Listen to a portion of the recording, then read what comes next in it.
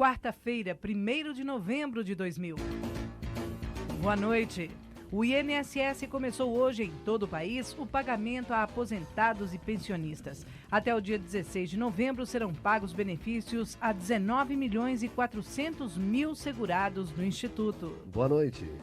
Horário brasileiro de verão. Em Brasília, 19 horas.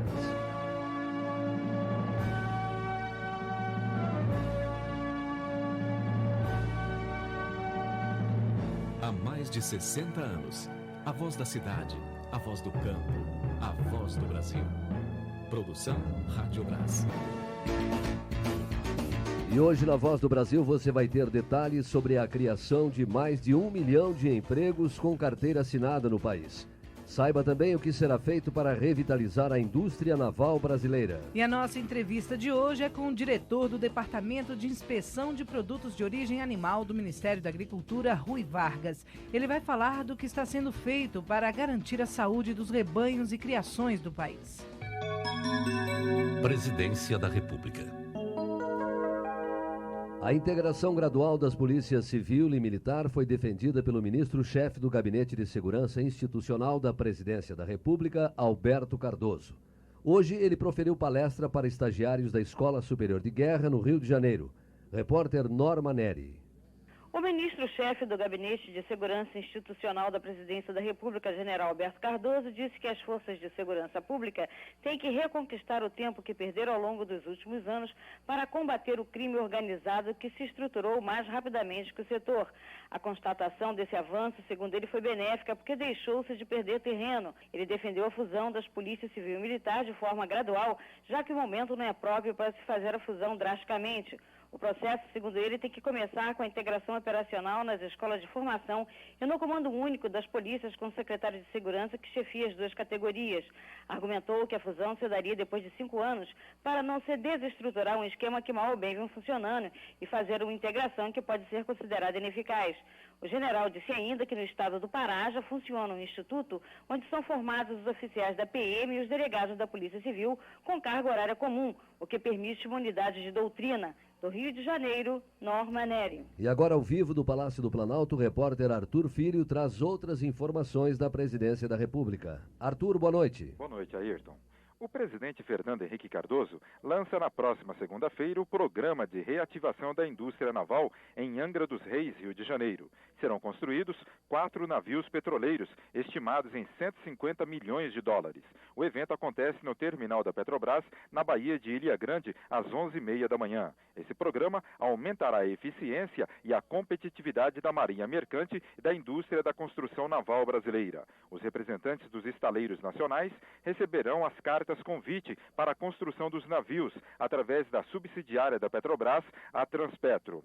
Serão 2 navios petroleiros de 130 mil toneladas e 2 de 60 mil. O programa será realizado em parceria com o governo, Petrobras e agentes econômicos do segmento de transporte marítimo. Serão gerados 3 mil empregos diretos durante o período de 2 anos e meio. O Brasil já chegou a ser o segundo maior construtor naval do mundo e a Marinha Mercante chegou a deter cerca de 35% do mercado. Participarão da solenidade os ministros da Casa Civil, Fazenda, Defesa, Transportes, Minas e Energia, Desenvolvimento e do Trabalho. Ao vivo do Palácio do Planalto, Arthur Filho. O governo investe 200 milhões de dólares para garantir o abastecimento de energia elétrica no Nordeste. Repórter Márcia Vongon. O vice-presidente da República, Marco Maciel, o ministro de Minas e Energia, Rodolfo Tourinho, e o governador Jarbas Vasconcelos assinaram na sede do Banco Central contrato com os presidentes da Petrobras, Henrique Filipe, e da Shell do Brasil, David Tuerê, para a instalação do terminal de regasificação no Complexo Industrial e Portuário de Suape. Com a viabilização do empreendimento, serão produzidos 5 milhões de metros cúbicos de gás natural por dia para abastecer usinas termoelétricas a serem instaladas no Nordeste. O ministro Rodolfo Tourinho assegurou que o risco de déficit de energia para o país até 2002 é zero. Em 2000 nós vamos ter uma agregação de energia média de 4.400 megawatts, que é o dobro do que entrou em 2000 e é o dobro do que entrou também em 99. As obras do terminal, que terão início em 2002, demandarão investimentos de 200 milhões de dólares, devendo estar concluídas até 2005. De Recife, Márcia Vongon. A Caixa Econômica Federal, que controla as loterias no país, agora também tem responsabilidade sobre os bingos. A medida provisória que transferiu o controle dos bingos do Instituto Nacional de Desenvolvimento de Desporto para a Caixa foi editada na semana passada pelo vice-presidente Marco Maciel, no exercício da presidência da República. Segundo Marco Maciel, a medida, que está em vigor desde sexta-feira, permitirá maior fiscalização e mais transparência na destinação dos recursos arrecadados. O ministro da Saúde, José Serra, vai falar no próximo domingo em Rede Nacional Obrigatória de Emissoras de Rádio e Televisão. Em pronunciamento de 4 minutos de duração, o ministro vai anunciar mudanças na lei de doação de órgãos. Atenção, operadores! A geração dos sinais de rádio e TV estará a cargo da Radiobras. A transmissão será feita às 20h30, horário de Brasília. Mais de 300 mil pessoas já foram atendidas pelas 53 unidades móveis da Previdência Social em todo o país. O Previmóvel é uma agência do INSS instalada sobre rodas ou em barcos, e essa agência atende as populações que moram em locais distantes. Até agora, 851 pequenos municípios já foram atendidos. O ministro da Previdência e Assistência Social falou para a Voz do Brasil sobre essa iniciativa, que faz parte do Programa de Melhoria do Atendimento do INSS. Nós estamos executando o programa de melhoria do atendimento da Previdência Social. E isso significa dar acesso de todos à Previdência. É preciso que a Previdência proteja a totalidade dos trabalhadores brasileiros. Antes ela não fazia isso, razão pela qual 6 de cada 10 trabalhadores não vão se aposentar nunca, porque não tem vínculo com a Previdência. Por isso nós estamos fazendo o programa de estabilidade social, para sensibilizar a todos e informar de que precisam estar ligados no INSS para ter direito à aposentadoria. Economia. Mais de 1 milhão de empregos com carteira assinada serão criados até o final deste ano. A criação de novas vagas tem sido maior no setor de serviços, indústria de transformação e comércio. Repórter Marcos Chagas. Em setembro, o Cadastro Geral de Empregos do Ministério do Trabalho registrou a criação de 92.678 empregos. Esse foi o 9º mês consecutivo de crescimento do emprego formal, que já acumulou nesse ano a criação de 867.477 postos de trabalho com carteira assinada. O ministro do Trabalho e do Emprego, Francisco Dornelles, comentou esse reaquecimento da economia que tem permitido a retomada da geração de empregos. Eu estou certo, só no campo da formalidade, nós vamos chegar ao final do ano com a criação de aproximadamente 1.100.000, 1.200.000 postos de trabalho. Como você tem também, ainda não oficiosamente, um percentual de pessoas trabalhando na informalidade, eu podia dizer que no ano 2000, nós vamos gerar até dezembro mais de 2.400.000 postos de trabalho. O mercado de trabalho está em recuperação e a grande meta do presidente Fernando Henrique, de gerar empregos, está sendo alcançada. O ministro do Trabalho e do Emprego ressaltou que o setor do turismo, especialmente no Nordeste, tem recebido investimentos maciços, apresentando um enorme potencial de geração de empregos. De Brasília, Marcos Chagas. O Ministério da Agricultura e do Abastecimento começou hoje em 15 estados do país a segunda etapa da campanha de vacinação contra a febre aftosa em rebanhos bovinos e criações de búfalos. E esse é um dos temas da nossa entrevista de hoje aqui na Voz do Brasil. Nós vamos conversar agora com o diretor do Departamento de Inspeção de Produtos de Origem Animal do Ministério da Agricultura, Rui Vargas. Doutor Rui, boa noite. Boa noite, Ayrton. Boa noite, Sula. Boa noite, ouvintes da Voz do Brasil. Doutor Rui, o senhor participou recentemente de uma reunião em Buenos Aires com os técnicos brasileiros e também com os técnicos argentinos que cuidam da sanidade dos rebanhos. Qual foi o objetivo do encontro, doutor Rui? O objetivo da nossa ida ao Senasa, na Argentina, era de nós restabelecermos a restrição que foi imposta à carne suína brasileira, especificamente do estado do Rio Grande do Sul, tendo em vista a ocorrência do surto de febre aftosa na região do estado, em uma determinada região do estado do Rio Grande do Sul. E o que foi decidido nesse encontro, doutor Rui? Bem, nesse encontro nós discutimos a possibilidade do Brasil certificar que os animais nascidos e criados no estado do Rio Grande do Sul teriam plenas condições de serem abatidos e a carne ser exportada para a Argentina, já que não existia nenhum risco de que animais que fossem oriundos próximo da área afetada pudesse levar a algum problema de disseminação da doença através da carne suína exportada pelo Rio Grande do Sul para a Argentina. E qual foi o mecanismo de controle sanitário estabelecido nessa reunião, Dr. Rui? Nessa reunião ficou acertado que o Rio Grande do Sul encaminharia uma proposta de certificação adicional, onde ele garantiria que todos os animais nascidos e criados no estado do Rio Grande do Sul seriam submetidos a um exame clínico anterior ao abate e que somente aqueles animais que fossem aprovados nesse exame clínico poderiam ser abatidos e a carne ser exportada para a Argentina, dando assim uma segurança de que toda a carne exportada à Argentina não estaria disseminando qualquer problema, principalmente a febre aftosa. Mas ainda existe algum risco para a exportação de carne, doutor Rui? Qual é a situação atual dos criadores da região? A situação atual hoje é que nós estaremos nos reunindo com o pessoal do Senasa para definirmos todos os procedimentos técnicos necessários, apesar que existe uma preocupação do Senasa em relação a esse último foco que surgiu no Uruguai, fronteira com o Brasil, principalmente na região de Artigas com o Guaraí, aonde então nós devemos nos posicionarmos a respeito de quais as ações e quais os controles que o governo brasileiro está desenvolvendo nessa região, no sentido de comprovarmos que a nossa carne continua na mesma condição normal para exportarmos à Argentina sem qualquer risco para esse país. Nós conversamos com o diretor do DIPOA, do Ministério da Agricultura, Rui Vargas. Doutor Rui, boa noite para o senhor e obrigado pela entrevista aqui na Voz do Brasil. Muito obrigado, então, por essa oportunidade de nós podermos falar e nos despedimos, então, do Ayrton, da Sula, tá, e da Voz do Brasil. Tá certo, boa noite para o senhor. Agora são 7h12, horário brasileiro de verão. Daqui a pouco você vai ter informações sobre o assentamento de 1.300 famílias no Mato Grosso do Sul. Aguarde um instante só. Você que é bom aluno e gosta de ecologia, tem agora a chance de participar da sessão da ONU na Holanda sobre mudanças climáticas. A sessão vai ser agora, em novembro, do dia 13 ao dia 24. O governo holandês vai patrocinar a viagem, estada, alimentação e transporte dos estudantes brasileiros selecionados. Para participar é preciso ter entre 15 e 16 anos, estar cursando o ensino médio, ter média acima de 7 e saber inglês. Ligue para o MEC, ligue 0800 616161. Fala Brasil.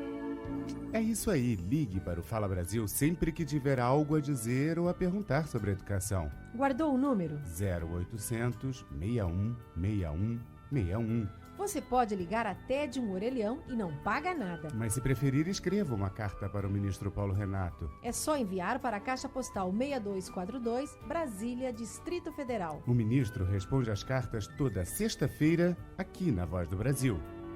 Ministério da Educação, Governo Federal. A Voz do Brasil.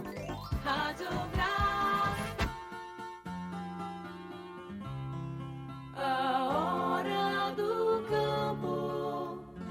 Você vai saber agora se o seu município recebeu a verba destinada ao crédito de instalação dos assentamentos.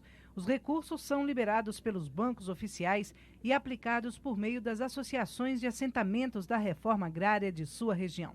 A verba de R$ 917 mil vai para os seguintes municípios: em Alagoas, Murici; na Bahia, Bonito e Lençóis; no Maranhão, Estreito; no Mato Grosso do Sul, Sidrolândia; no Pará, Bom Jesus do Tocantins; Itupiranga, Novo Repartimento e Santa Maria das Barreiras; no Paraná, Farol; em Pernambuco, Pesqueira; e no Rio Grande do Sul, Canguçu e São Luís Gonzaga. E atenção, agricultor que já foi atendido no seu projeto de custeio do Procera e o Pronaf do Grupo A.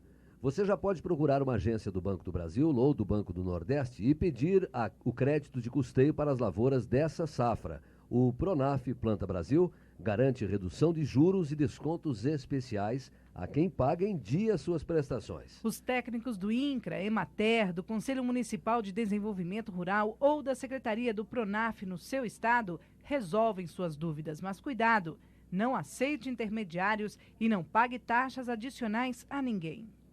1.300 famílias serão assentadas na Fazenda Itamaraty, no Mato Grosso do Sul. Um convênio de 25 milhões de reais para garantir o assentamento foi assinado hoje. Repórter Marília de Castro. O ministro do Desenvolvimento Agrário, Raul Jugman, assinou hoje com o governador do estado de Mato Grosso do Sul, José Orcílio Miranda dos Santos, 7 convênios para programas de reforma agrária, visando a descentralização. Mato Grosso do Sul poderá ser modelo para outros estados da federação. Dos convênios firmados, recursos para a compra de 25.100 hectares da Fazenda Itamaraty Sul, no município de Ponta Porã, próxima à fronteira com o Paraguai. A compra de parte da fazenda, equivalendo a 50% da área total, foi decidida em conjunto com a CUT, MST e FETAGRE. Esta área permitirá o assentamento de 1.300 famílias de trabalhadores rurais, elevando a meta de assentamento no Mato Grosso do Sul este ano para 3.000 famílias. Segundo o ministro Jugman, o governo federal está vendo a iniciativa do governo do estado com muito entusiasmo, uma vez que este é um projeto do governo Orcílio Miranda dos Santos, que une todo o estado em um projeto inédito em que o governo federal repassa os títulos da dívida agrária, TDAs, e o estado recebe 27 milhões e 500 mil, entregando imediatamente na compra da terra, assumindo toda a infraestrutura, assistência técnica, cabendo ao governo federal a terra e o crédito. De Campo Grande, Marília de Castro. Para evitar a entrada ilegal de animais contaminados com febre aftosa no Brasil, a Polícia Federal vai intensificar a fiscalização na fronteira com o Uruguai. As informações com o repórter Daniel Yamanaka. A Polícia Federal vai fiscalizar a fronteira do Brasil com o Uruguai para evitar a entrada ilegal de animais contaminados com febre aftosa. Foi o que anunciou hoje o secretário de Defesa Agropecuária do Ministério da Agricultura, Luiz Carlos de Oliveira. Os agentes vão trabalhar tanto na Ponte de La Concórdia quanto no próprio Rio Quaraí, limite entre os dois países.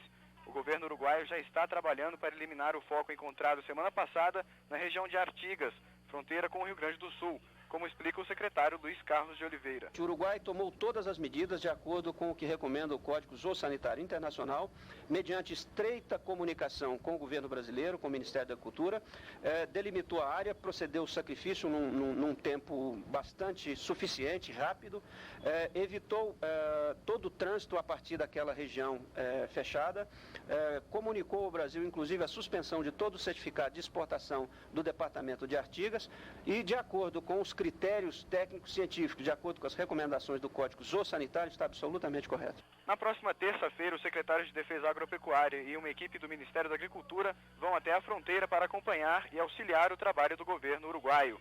De Brasília, Daniel Yamanaka. –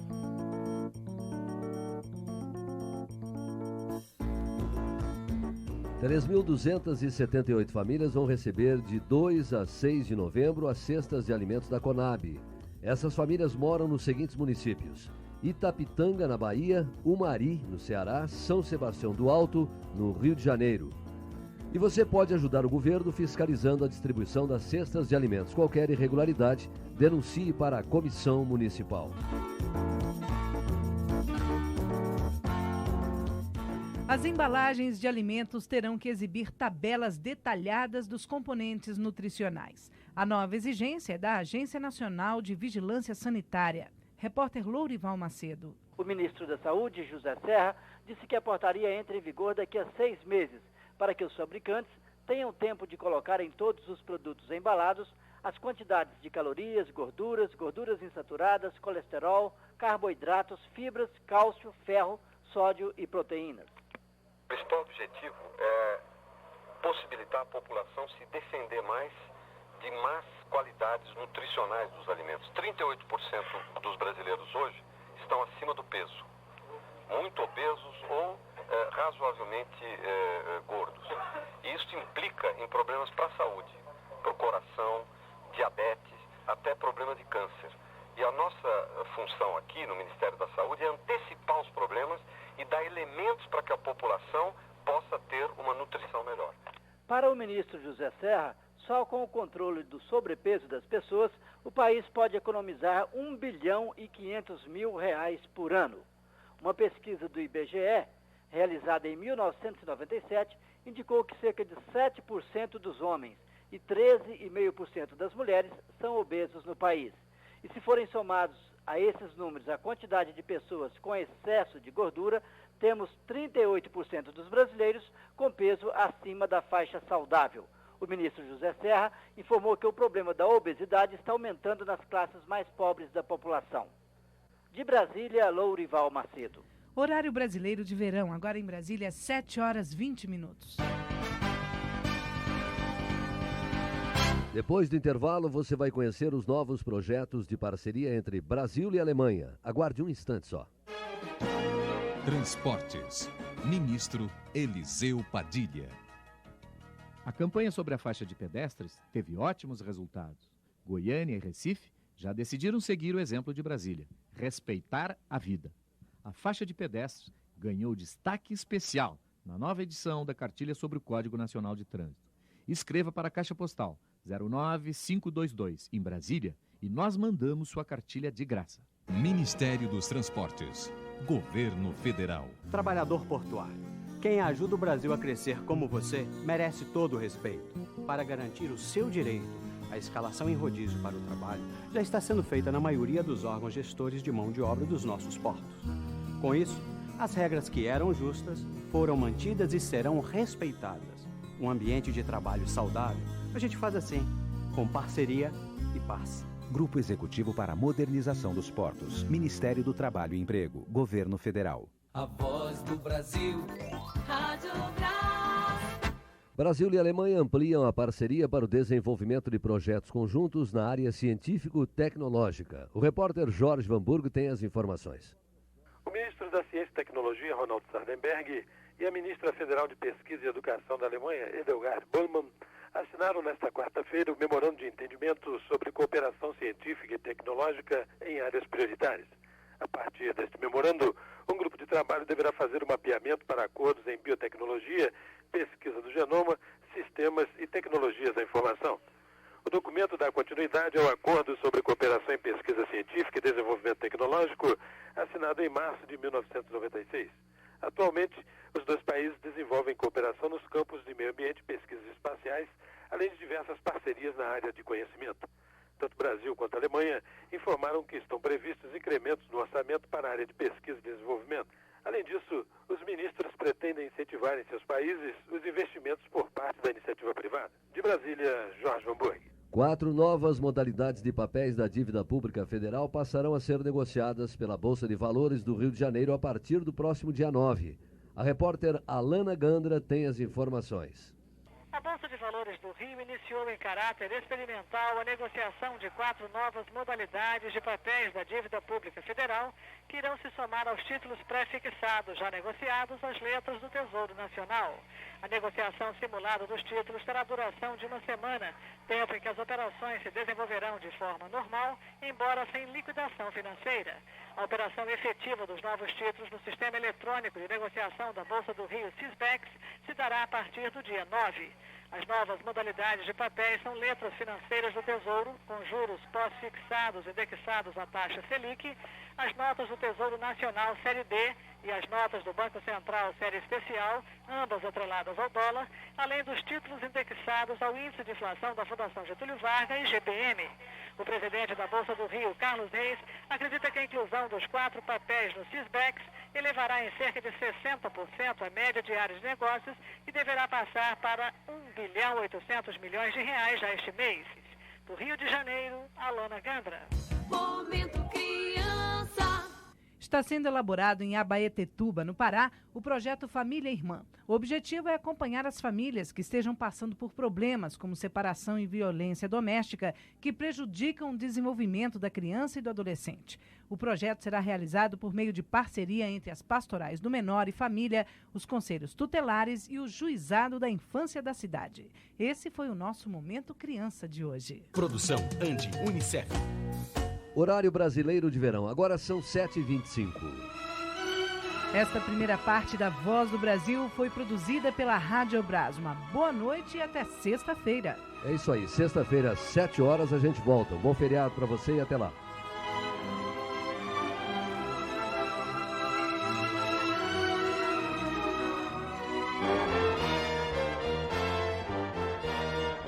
Você vai ouvir agora as notícias do Poder Judiciário.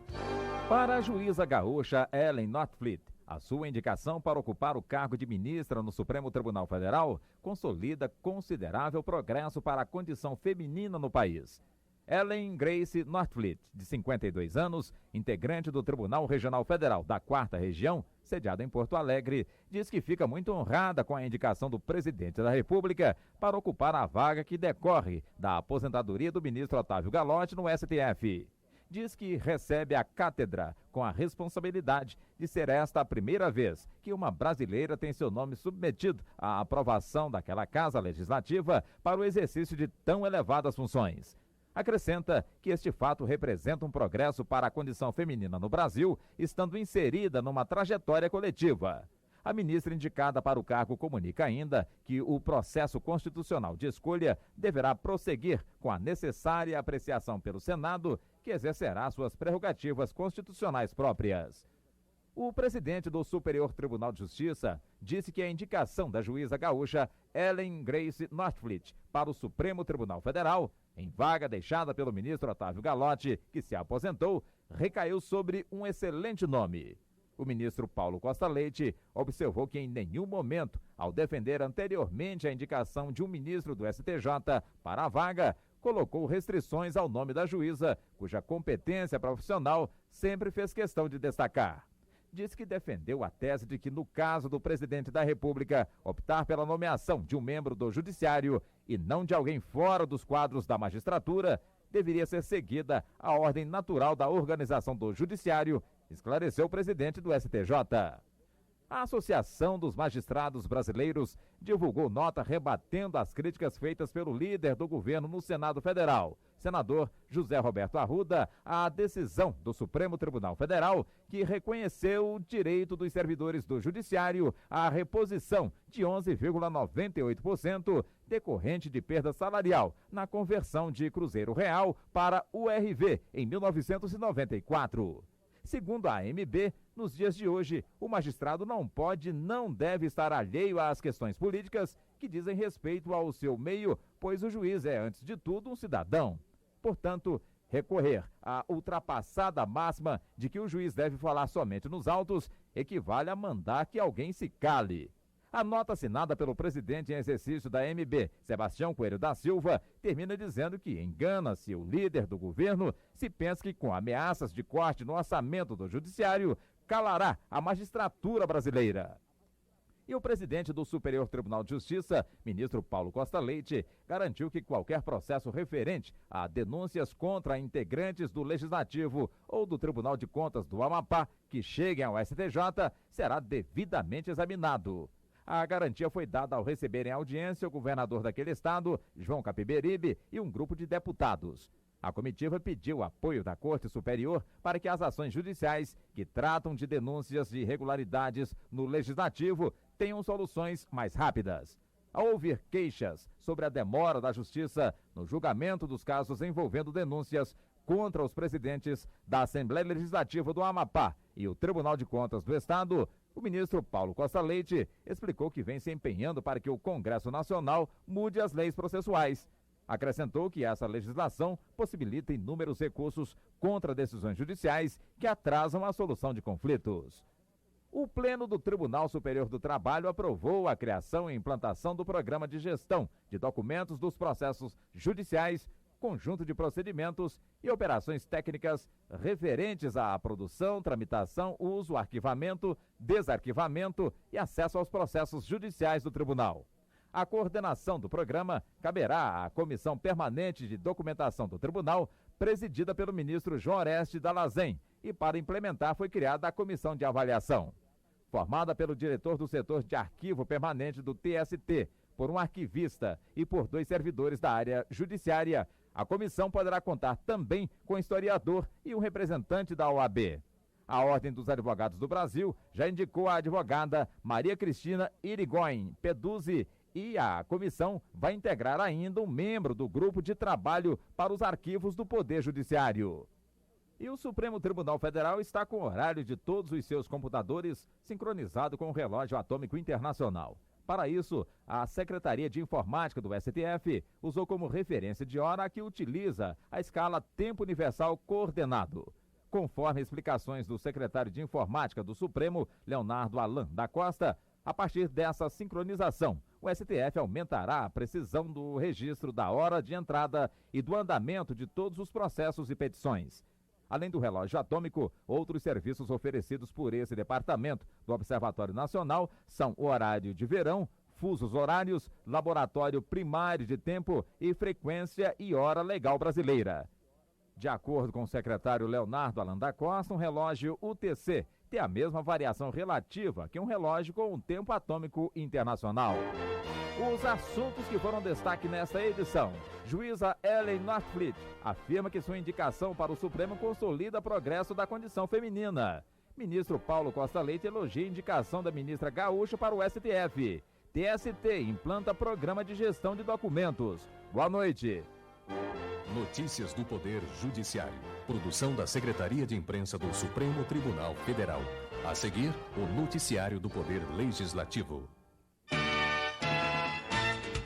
Jornal do Senado.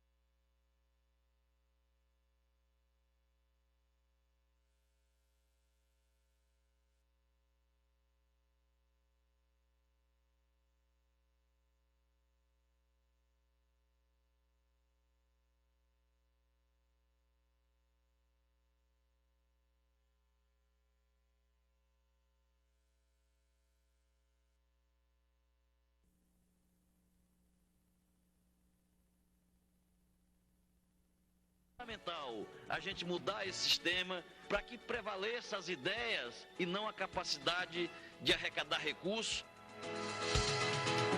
Comissão de Fiscalização e Controle começa a ouvir na próxima semana depoimentos do caso Eduardo Jorge. A Comissão de Fiscalização e Controle aprovou hoje 3 requerimentos enviados pela Subcomissão do Judiciário. A comissão vai começar a investigar na próxima quarta-feira as denúncias contra o ex-secretário-geral da Presidência da República, Eduardo Jorge. Os senadores deverão ouvir 16 pessoas que trabalharam ou trabalham em diversas empresas ligadas a Eduardo Jorge. E a senadora Heloísa Helena pediu que o Senado vote logo o parecer que trata do acesso de parlamentares a informações protegidas por sigilo bancário. Ela disse que com a aprovação do parecer do senador Bernardo Cabral, os ministérios serão obrigados a fornecer essas informações ao Congresso. Heloísa Helena reclamou que os ministérios neguem informações ao Congresso porque elas são protegidas pelo sigilo. E isso se repetiu agora com os pedidos de informações sobre pessoas ligadas a Eduardo Jorge.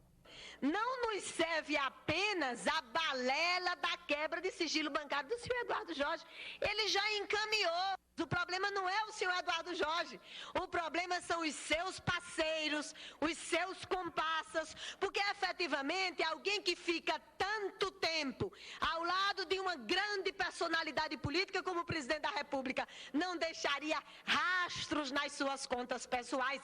Já o senador Lúcio Alcântara pediu que a Câmara aprove logo o projeto que torna mais fácil a quebra do sigilo de contas bancárias que movimentam grandes quantias. O projeto é de autoria do próprio Lúcio Alcântara, que se inspirou na legislação dos Estados Unidos. Ele disse que no país que mais respeita a privacidade dos cidadãos, a quebra do sigilo bancário é mais flexível que no Brasil. A quebra do sigilo só é possível no Brasil com a autorização da Justiça, mas Lúcio Alcântara acha que isso deve ser mudado para que se torne mais fácil investigar crimes como o da sonegação fiscal.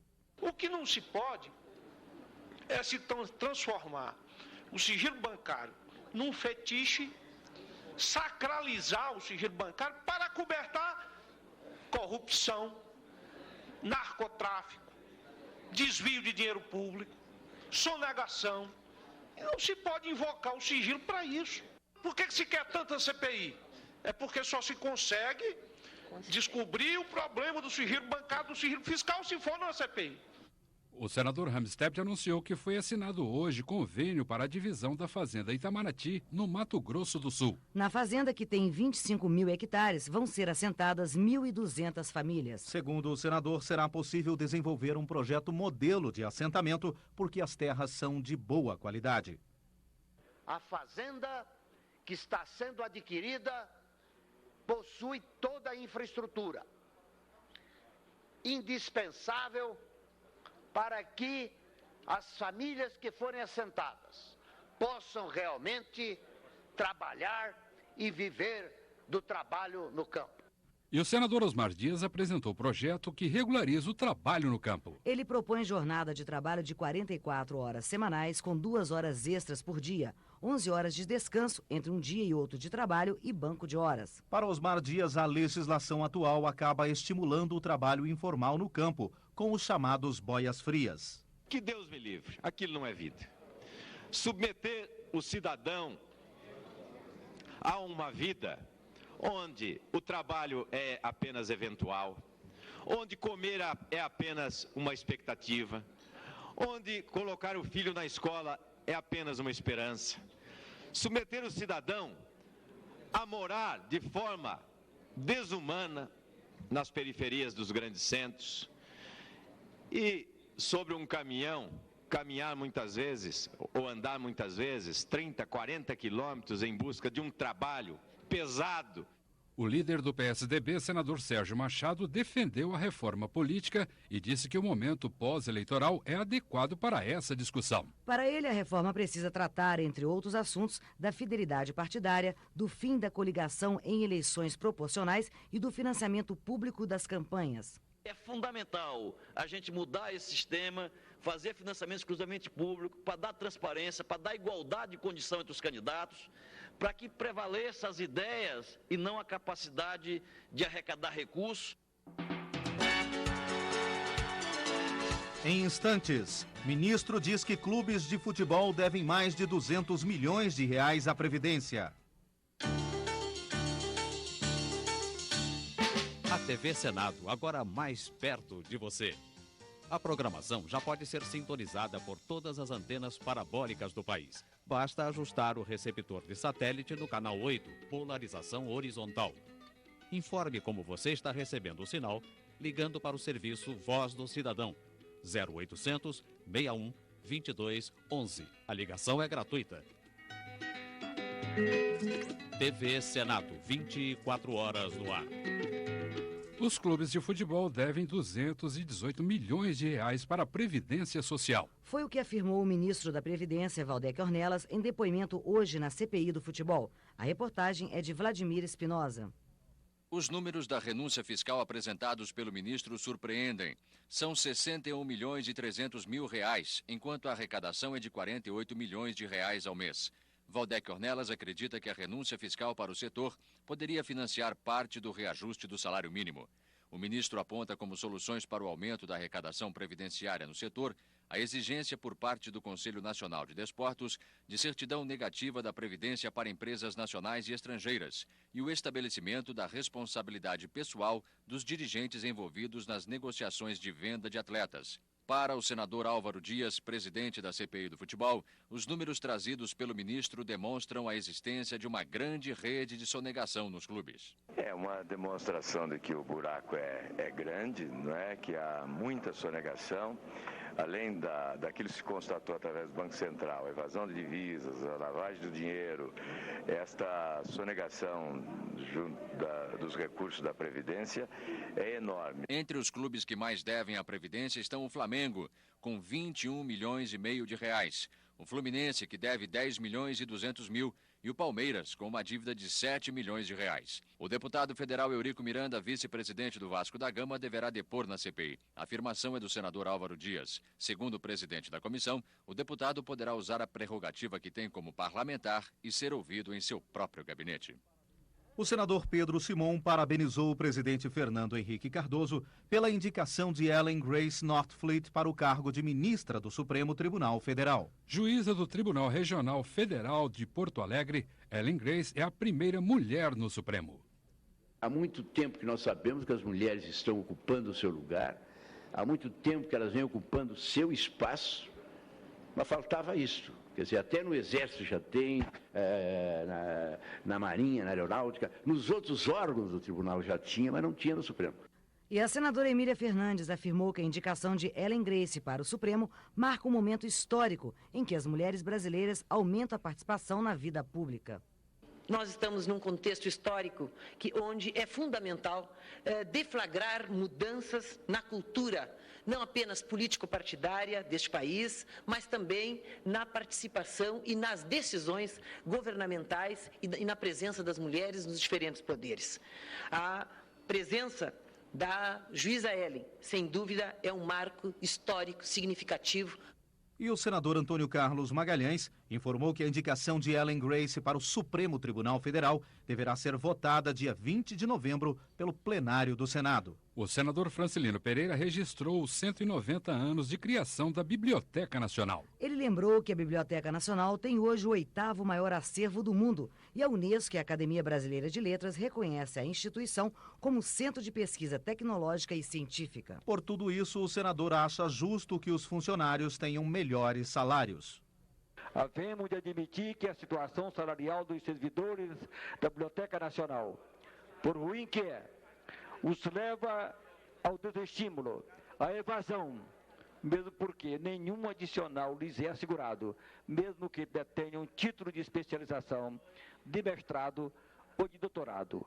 Urge, portanto, mudarmos este quadro. E o senador Moreira Mendes defendeu o fortalecimento da CEPLAC, Comissão Executiva do Plano de Lavoura Cacaueira. Moreira Mendes disse que isso deve começar pela recuperação dos salários dos funcionários. A minha solidariedade a todos esses competentes e abnegados técnicos da CEPLAC, assim como todos os seus funcionários, e quero somar a direção da mesma nesta luta justa. Presidiram a sessão de hoje os senadores Antônio Carlos Magalhães, Carlos Patrocínio e Ademir Andrade. Termina aqui o Jornal do Senado. Ouça agora as notícias da Câmara dos Deputados. Boa noite. Jornal Câmara dos Deputados. Atividade dos deputados federais em Brasília. Deputados debatem propostas de reajuste do salário mínimo. O deputado Darcísio Perondi, do PMDB Gaúcho e vice-líder do governo na Câmara, anunciou a aprovação ontem na Comissão Mista de Orçamento do reajuste do salário mínimo para R$ 159 em janeiro e para R$ 180 a partir de maio do ano que vem. A proposta de reajuste foi apresentada pelo líder do PMDB, Gedel Vieira Lima, frisou Darcísio Perondi. Por que Comissão de Orçamento? Porque precisa botar ali recursos no orçamento de 2001 para cobrir a diferença que precisa. No ano passado nós não tínhamos isso. Esse ano nós estamos fazendo com uma antecipação de 6 meses. Esta foi uma proposta, um projeto de lei do meu líder, o Gedel Vieira, da Bahia, líder da nossa bancada do PMDB, que encaminhou, foi colocado na mesa de votação, foi votado na Comissão de Orçamento. A etapa seguinte é ser votado no plenário. Os aposentados também serão beneficiados pelos reajustes, garantiu Darcísio Perondi. O PMDB teve uma posição muito firme. nenhum aposentado ganhar menos de um salário mínimo. E todo aposentado será beneficiado com este aumento. Há necessidade de quase 3 bilhões de reais no orçamento do ano que vem. O problema do salário mínimo não é a questão do empresário que aumenta o salário mínimo. É 1,5 milhão que tem carteira assinada, de 20 milhões de brasileiros. 1 milhão ganha o salário mínimo. A questão é a dos aposentados. O PMDB teve uma posição muito firme. O relator da Comissão do Orçamento é do PMDB, o senador Almir Lando, e nós tivemos a mesma posição, manter a paridade. Já o deputado pernambucano Pedro Eugênio ressaltou que o PPS tem uma proposta de reposição gradual do valor do salário mínimo ao longo de 10 anos, para que o montante chegue ao estipulado pelo Diese. Dessa forma, disse Pedro Eugênio, seria definida uma política de longo prazo. A cada ano, nós iríamos colocando um aumento proporcional a 1/10 do que falta para chegar ao salário mínimo necessário, que é aquele calculado pelo Diese, que hoje é de R$ 1.004. Com isso, teríamos, neste ano, um aumento para R$ 201. No ano seguinte, para R$ 250, e assim sucessivamente. De modo que chegaríamos a 2010 com o salário mínimo igualado ao salário mínimo necessário. Pedro Eugênio aponta de onde viriam os recursos para atender as necessidades, especialmente da Previdência Social. Entre essas fontes, ressaltou Pedro Eugênio, estão a utilização de parte dos recursos do Fundo de Combate à Pobreza e dos destinados ao pagamento de juros. Por exemplo, o Fundo de Pobreza, que começará a vigorar para o ano, ele vai aportar, nesse primeiro ano, 2 milhões e 700 mil reais para... 2 bilhões e 700 milhões para o fundo e nos anos seguintes 4 bilhões. Nós entendemos que 1/3 desse valor deva ser para financiar o salário mínimo. Uma outra fonte que eu gostaria de chamar a atenção diz respeito aos recursos destinados aos juros e encargos da dívida pública, que estão no orçamento. O governo tem utilizado dos recursos previstos no orçamento apenas 80% em média para pagar efetivamente os juros. Ou seja, fica 20% que ele não toca no orçamento. Na realidade, é uma forma do governo esterilizar o orçamento. Diz que não tem recursos, mas não utiliza para pagar o juro. Utiliza 80%. Nós estamos propondo que uma parte disso, 10% do que está previsto para pagar juros, seja voltado para financiar o impacto do salário mínimo na Previdência. O líder do PPS, João Herman Neto, chamou a atenção para a importância da Marcha dos Trabalhadores, capitaneada pela Força Sindical, e que vai solicitar em Brasília o cumprimento de promessas feitas pelo governo. A Marcha dos Trabalhadores quer que o presidente da República cumpra sua promessa de reajustar o salário mínimo em maio e janeiro e também que cumpra a decisão da Justiça de pagamento do FGTS, enfatizou João Herman Neto. Paulo Paim, do PT do Rio Grande do Sul, lembrou de seu projeto de lei em regime de urgência urgentíssima desde junho de 98, que estipula o salário mínimo em $100, o equivalente hoje a R$ 192. Paulo Paim alertou também que os 18 milhões de aposentados e pensionistas no Brasil aguardam a extensão do reajuste integral do salário mínimo aos seus proventos. Virgílio Guimarães, do PT Mineiro, afirmou que a Câmara tem que assumir sua responsabilidade, dando resposta aos problemas mais difíceis da população. Virgílio Guimarães defendeu o reajuste do salário mínimo, salientando que o salário é instrumento de desenvolvimento e distribuição de renda, e observou que na votação do orçamento se busque novas fontes de receita e se analise os gastos do Poder Executivo. Enio Bassi, do PDT gaúcho, externou a esperança de que a Câmara se sensibilize e vote um salário mínimo justo, que proporcione dignidade ao aposentado e ao trabalhador brasileiro. Enio Bassi sugeriu como fonte de recurso o recolhimento pelos clubes de futebol das contribuições previdenciárias de 20% sobre os altos salários pagos aos jogadores famosos e a cobrança fiscal sobre os 50 maiores patrimônios do país. Nelson Marquesan, do PSDB do Rio Grande do Sul, afirmou que a tributação dos fundos de pensão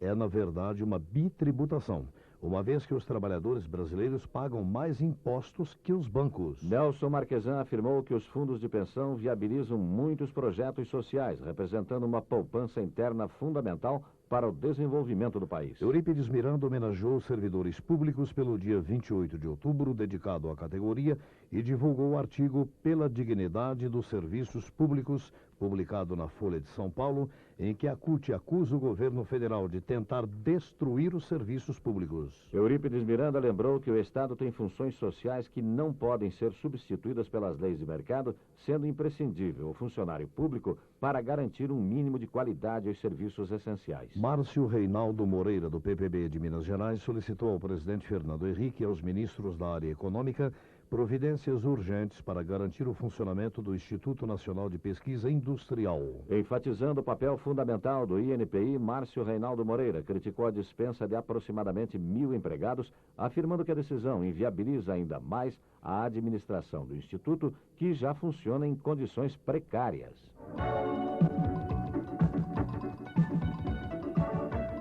Deputado registra redução do desemprego. O deputado Edinho Bez, do PMDB catarinense, alertou para a queda na taxa de desemprego calculada nas maiores regiões metropolitanas do país entre setembro deste ano e setembro do ano passado. Neste período, a taxa de desemprego caiu em pelo menos 5 regiões metropolitanas, destacando-se Salvador, na Bahia, onde a redução foi de 10,9% para 9%, destacou Edinho Bez. Juquinha, do PSDB goiano, analisou dados de empresas de consultoria econômica que prevêem um desempenho favorável da economia brasileira em 2001. Confirmando-se as projeções, afirmou Juquinha, o país vai iniciar o crescimento sustentado da economia com ampliação da oferta de emprego, inaugurando assim um novo período de prosperidade. Léo Alcântara, do PSDB cearense, defendeu o projeto de sua autoria que melhora as condições de empréstimo aos pequenos empresários, sugerindo inclusive a abertura de uma linha de crédito com recursos oriundos das privatizações do BNDES. Léo Alcântara acredita que o fortalecimento dos pequenos negócios é uma alternativa para o jovem que tem dificuldades em ingressar no mercado e vê como única opção de trabalho a informalidade. Já o doutor Hélio, do PDT paulista, lamentou que o Brasil ocupe o 21º lugar entre os países mais pobres do planeta, de acordo com dados fornecidos pelo Programa das Nações Unidas para o Desenvolvimento. Para dar início ao combate efetivo da pobreza no país, temos que distribuir melhor a renda, começando por exigir que o governo estabeleça logo um valor digno para o salário mínimo, afirmou o doutor Hélio. Coriolano Salles, do PMDB baiano, por sua vez, condenou as taxas de juros extorsivas praticadas pelos bancos, afirmando que esta política sangra a poupança popular e inibe o desenvolvimento. Os bancos cobram juros de 8% ao mês no cartão de crédito e, quando ocorre inadimplência, esse percentual se eleva até 14%, enquanto a remuneração da caderneta de poupança está em torno de 0,6%, disse Coriolano Salles. Rubens Bueno registrou a ação impetrada pelo Diretório do PPS do Paraná junto ao Ministério Público, solicitando que sejam investigadas diversas omissões cometidas pelo Banco Central em relação aos desvios nas gestões do Banestado. Rubens Bueno defendeu ainda a adoção de ações voltadas à apuração da culpabilidade dos administradores, já que o Banco Central injetou mais de 5 bilhões de reais no Banestado a título de saneamento. Nelson Marquesan, do PSDB gaúcho, leu correspondência enviada pelo prefeito de Quaraí, Carlos Silveira Gadré, em que relata a preocupante situação da cidade uruguaia de Artigas, na fronteira com o Brasil, onde foram detectados focos de febre aftosa. De acordo com Marquesan, Quaraí precisa de apoio do governo federal para vigiar e fiscalizar a região de fronteira, pois já sofre as consequências da proibição do comércio internacional. Marçal Filho, do PMDB, lamentou a situação vivida pela Polícia Civil do Mato Grosso do Sul, que não conta com viaturas em condições de uso, fato que impede de atender as chamadas de Campo Grande e em outras cidades do interior do estado. Em alguns casos, disse Marçal Filho, os presos têm ficado sem comida por causa da ausência de viaturas para o transporte da alimentação.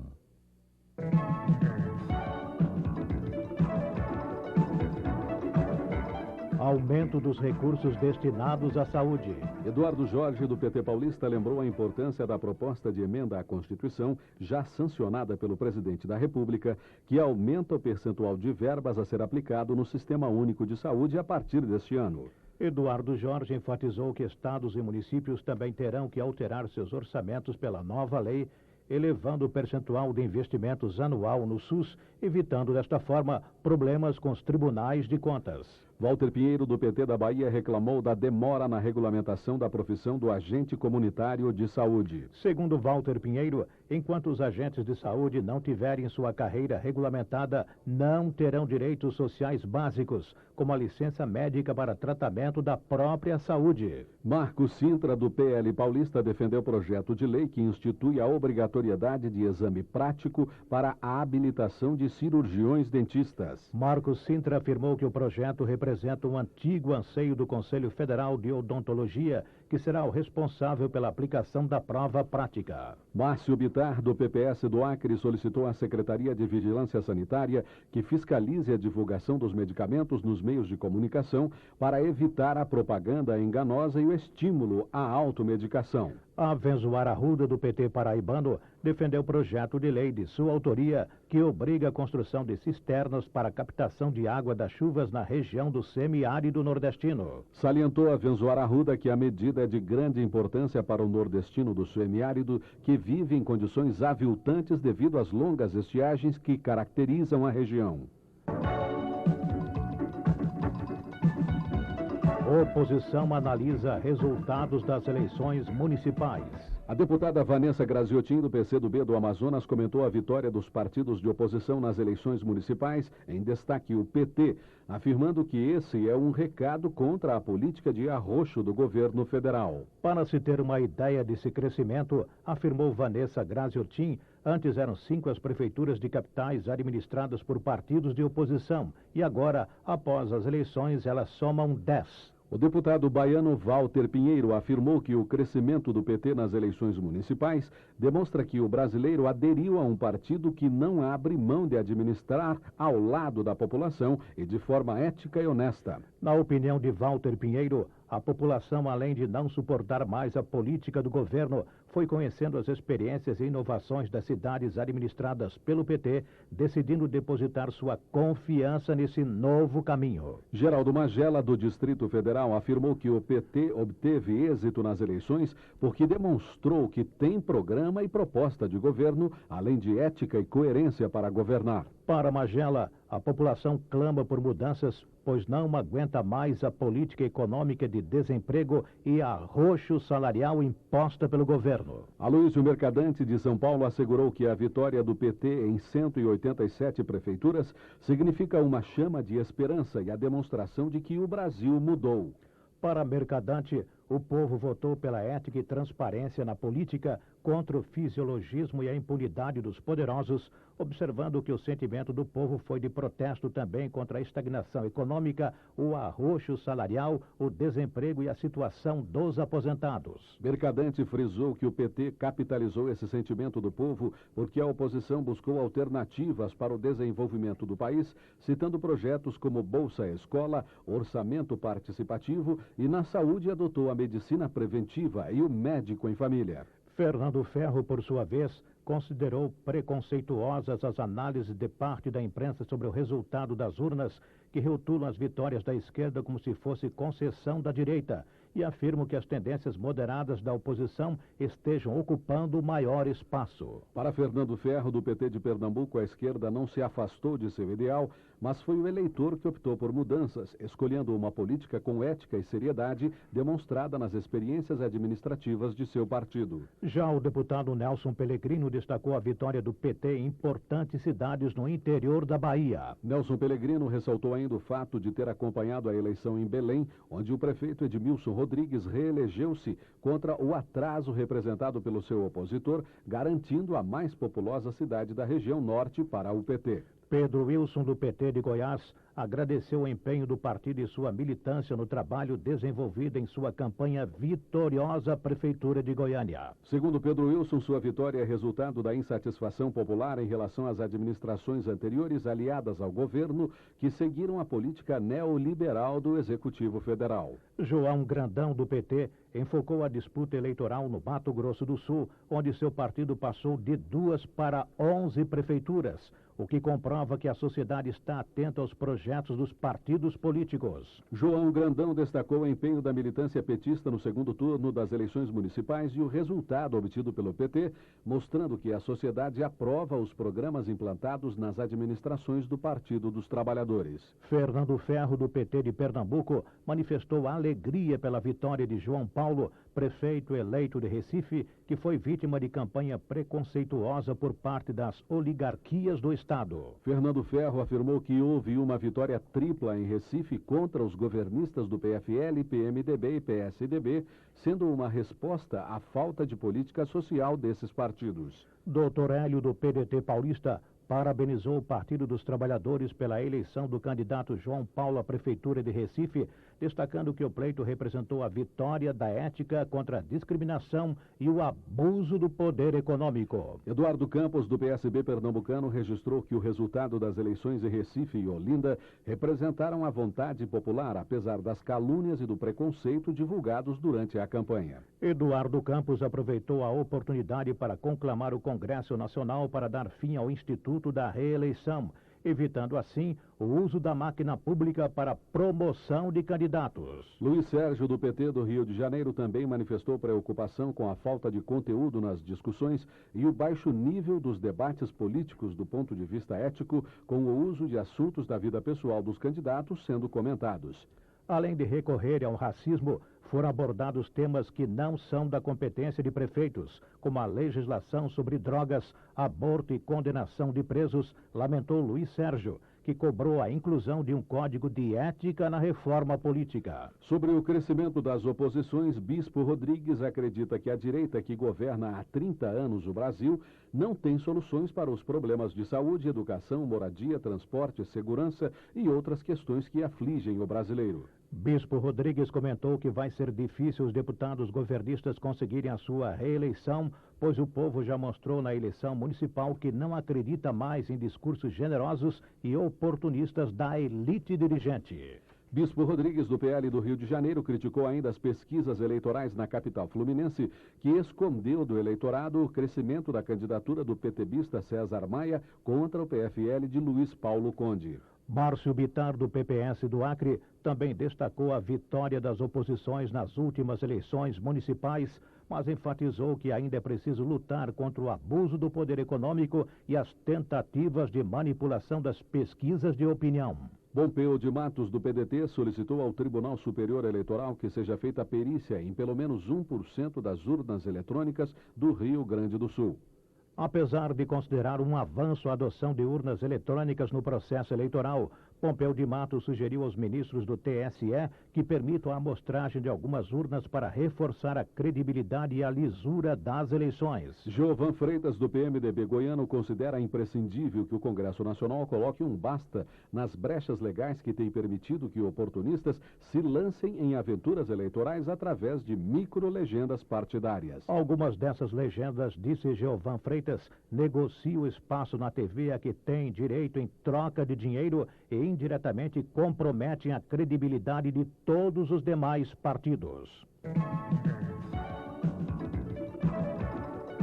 Deputado quer homenagem aos atletas paraolímpicos. Dr. Hélio, do PDT paulista, sugeriu que a Câmara dos Deputados homenageie em sessão solene os atletas portadores de deficiência que brilharam nas Paralimpíadas de Sydney, na Austrália. Dr. Hélio lembrou que a equipe de portadores de deficiência fez mais que os ditos atletas normais e por isso mereciam que o presidente da República os recebesse com condecorações oficiais. Feu Rosa, do PSDB capixaba, registrou que no dia 23 de setembro esteve em Montevidéu, onde a Comissão Parlamentar Conjunta do Mercosul realizou homenagem aos 150 anos de falecimento de José Artigas, líder uruguaio que defendia a União da América Latina. Feu Rosa informou ainda que no dia 25 de setembro esteve em reunião com o diretor da Secretaria Administrativa do Mercosul e participou como conferencista de encontro que debateu os negócios entre o Mercosul e os Estados Unidos. A sessão de hoje foi presidida pelos deputados Severino Cavalcante, Enio Bassi, Marçal Filho, João Caldas, Wilson Santos, Luiz Bittencourt, Clementino Coelho, Bispo Vanderval, Sérgio Novaes, Vanessa Graziotin e José Pimentel. Final de mais uma edição de A Voz do Brasil. Boa noite.